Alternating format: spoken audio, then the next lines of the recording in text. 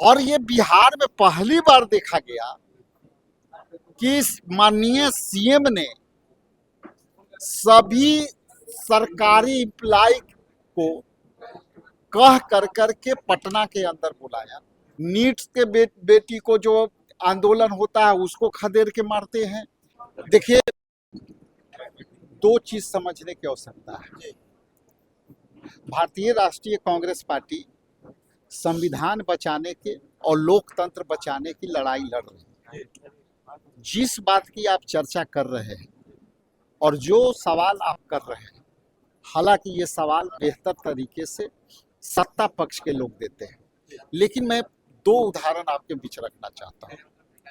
मैं पिछले बार सदन के 17 जो बजट सत्र था, बिहार विधानसभा के मैं भी सदस्य था और देश के परंपरा में हमेशा विधानसभा में सत्ता के विरोध वॉकआउट होता है। लेकिन जिस तरह से बिहार विधानसभा में मार्च 2025 के 17 के दौरान जिस तरह से बीजेपी के लोग गाली गलौज कर करके और स्वयं विपक्ष को बजाय वो खुद वॉकआउट कर गए, ये तो लोकतंत्र के आत्मघाती निर्णय था जो सत्ता पक्ष के लोग भी विधानसभा के बहिष्कार करके बाहर। अब आते हैं रोड पर। रोड पर बीजेपी के जहां जहां सरकार है वो विपक्ष के आंदोलन का अलग रूप है। और ये बिहार में पहली बार देखा गया कि माननीय सीएम ने सभी सरकारी एम्प्लॉय को कह कर के पटना के अंदर बुलाया, खास करके जीविका दीदियों को और उसके पीछे अन्य महिलाएं स्कीम वर्करों को बुला करके पटना के अंदर जन आंदोलन करवाया।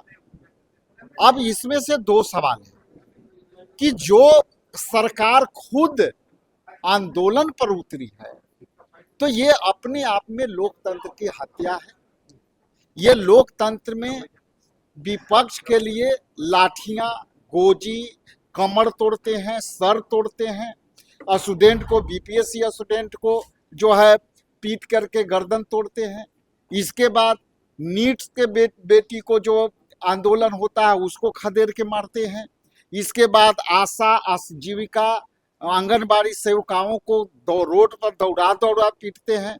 और आज सरकार के लोग जो जिस समय एग्जामिनेशन था और सत्ता पक्ष के लोग पूरे पटना को जाम किया और कई स्टूडेंट ऐसे हैं जो दौड़ कर करके किसी तरह एग्जामिनेशन सेंटर पर पहुंचे। कई स्टूडेंट हैं जो एग्जामिनेशन देने से वंचित हो गए। इसलिए जन आंदोलन, सत्ता पक्ष के लोग, वो भी इनके पास अपना वर्कर नहीं है, बीजेपी के वर्कर आंदोलन नहीं किया है। ये सरकारी एम्प्लॉय, सरकार के लोग, सरकार के दबाव देके, सरकारी मिशनरी से, सरकारी पैसे से, जबकि बिहार की खजाना जीरो हो चुकी है, लेकिन इनके आंदोलन के लिए अपनी कर्जकर्ता बीजेपी के लोग नहीं है जो रोड पर आए। लेकिन कौन आई? जीविका दीदियां आई और वही लोग मिल करके सरकार के दबाव में किसी को वेतन के नाम पर, किसी को वेतन बढ़ोतरी के नाम पर, किसी के वेतन शुरू करने के नाम पर बुलाए गए।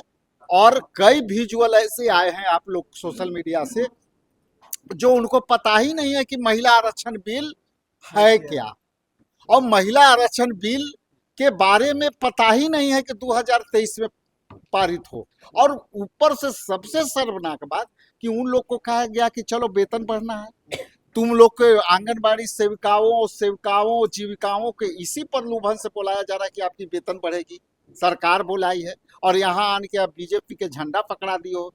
ये घोर आपत्तिजनक है।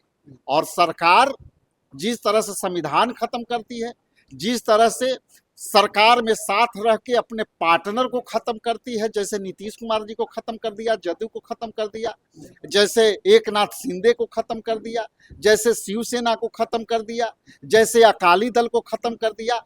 आज बिहार में बेरोजगारी खत्म हो गई, बेरोजगारी, रोजगार की कोई मुद्दे पर बात नहीं है। यहाँ पे लोग रोड पर भूखे मर रहे हैं, उसकी कोई बात नहीं है। केवल केवल इनके पास केवल सत्ता चलाने के लिए, सत्ता में धोखे से आने के लिए, लोकतंत्र के हत्या करके आने के लिए और लोकतंत्र में जो बने संविधान को खत्म करके आ करके यही उलूल जुलूल काम करते हैं। विपक्ष दल के नेताओं को और विपक्ष दल के लोगों को महिला विरोधी बताया गया। यदि हम लोग महिला विरोधी हैं तो प्रधानमंत्री के पद जो है वो प्रधानमंत्री को त्याग दे करके और उस पर कोई महिला को बैठा दे। सत्ता तो आपके है। 543 लोकसभा में सीट है, 543 आप आज ही घोषणा कर दो। जो है आरक्षण देने जा रहे हैं लगभग 181 के आसपास, यदि हम मैं कैलकुलेशन सही ना हो गलत हो तब भी मैं कहता हूं कि लगभग 181 के लगभग बनते हैं। 181 सीट दे दो और विधि ने जो आरक्षण एसटी, एससी, ओबीसी के लिए अलग से प्रावधान कर दो। चूंकि आप लगाओगे अंत में कोटा विद इन कोटा, ये बड़ी गंभीर विषय है, तो पहले जो आ रहा है उसको भी आपको बाइफरकेट करना पड़ेगा।